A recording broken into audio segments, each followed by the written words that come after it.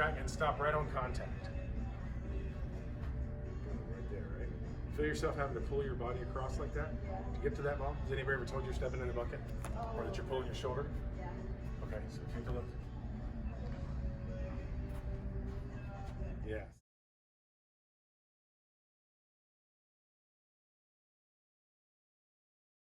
See that? So here's what happens. You're approaching that ball the way you're approaching it, and what's going to happen, because you're smart, is you're going to pull your shoulder out. You're going to spin off the ball. I noticed your front side was opening up, and I saw there's some mechanical stuff that was opening up.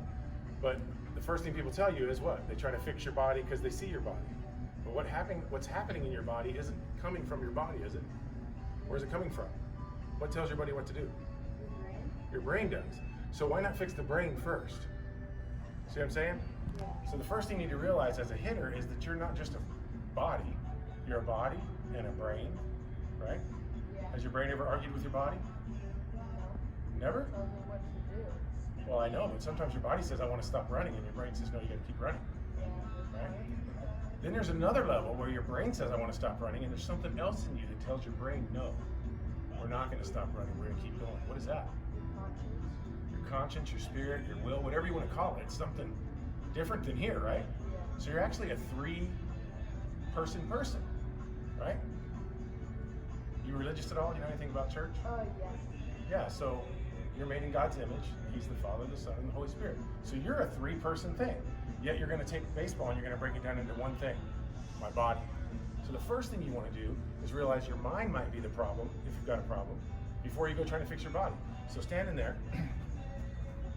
Now, this problem of stepping out could be physical, could be because your body's trained to do that, could be mental, because what's happening here is you showed me that you don't actually know where to hit this ball in space, because you let it travel into here. Is there enough room between you and your body to hit that ball? No, I should hit it out here. Yeah, you got to hit it right out here. So you don't have to adjust your body at all. Now watch your shoulders stay in when you reach it out here. Come and get it. You were still waiting on it. See how you're pulling across? Yeah. What if you're just getting your stance? What if you were just to rotate, keep your hands here, now just flip that bat straight out. Bam! Ball's launched, right? But that wasn't a physical fix as much as it was a strategic fix. Now some guys are stepping in the bucket, why? Because they're afraid. That's a spirit thing. So we have to figure out what the problem is, right? So when you practice, I want you to practice your swing without a ball. Yeah. Because you're going to have a perfect swing. You can picture it in your mind, but not until you know where to hit each pitch. And you probably already knew this, but you weren't thinking about it, right? Yeah. I hit the inside pitch out here. I hit the middle pitch back here. Same exact swing, just different timing. I hit the outside pitch back here. Same exact swing, just different timing, okay? Yep. So when you practice, you got to remember you're a three-person hitter. You're a triple hitter. You're already a triple threat, right? Because I'm going to do my dry swings, and I'm going to swing perfectly. I'm going to model myself after the guys I see that I really, really like to get it done. I model it, I look at it, swing perfectly. Then I get on the tee and I practice. How do I hit that high pitch? How do I approach the one down the middle? How do I approach it? And you learn all your approaches so that when you do your dry swings, you can mix that in, right? Yeah. And then finally, if I was to throw you BP right now, what should you be thinking about? I'm not. We've already practiced our body with the dry swings. Then we practiced our mind, our strategy. What should you be working on? Starts with a T, I think, right? Is that what you're getting at, timing? The timing, yeah, the timing, but it would be your spirit. Yeah. It would be concentration, right? Think about it. How hard is it to concentrate?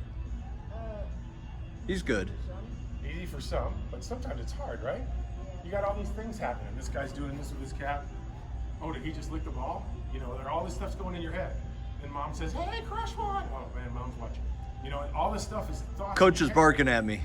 Yeah, there's the thoughts are coming in your head. Oh man, I've been hurt. Let's say he throws you inside and you get jammed, you fell it off. Oh man, I was late. Maybe I didn't swing early. Well, guess what? You just predicted the future that the next ball is going to be the same speed, same spot, and now you're going to jump out there, and that's what the pitcher was doing, setting you up, so you can take a little off. You got to take every pitch has to be brand new. No expectations, brand new.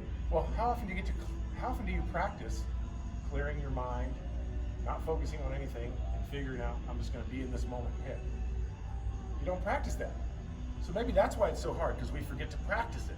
So when you ever are blessed to have a ball coming at you, what do you work on? Your mentality. Yeah, actually, it's going to be concentration is less. It's not mental. It's almost like getting out of your head. So you got to practice getting out of your head.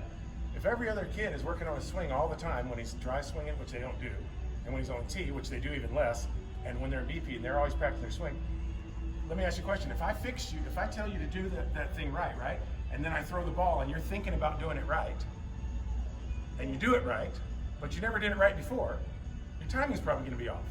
So then you get jammed doing it right, but your brain says, that didn't feel good. So do you think that learning's going to lock in?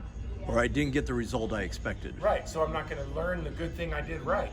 So when you learn how to do your swing right, the first thing you need to do is step out of the cage and visualize it so that you can stop that ball midair, right? Yeah. And then you can go here, then you can bring it a little farther, and then bam, you can hit it, and guess where it's going to go? Farther. Well, in your imagination, how far can you hit the ball? Infinite. Exactly. If you're swinging and missing in your imagination, you got more problems than I can deal with, okay? Because you're going to hit it every time, right on the screws, okay?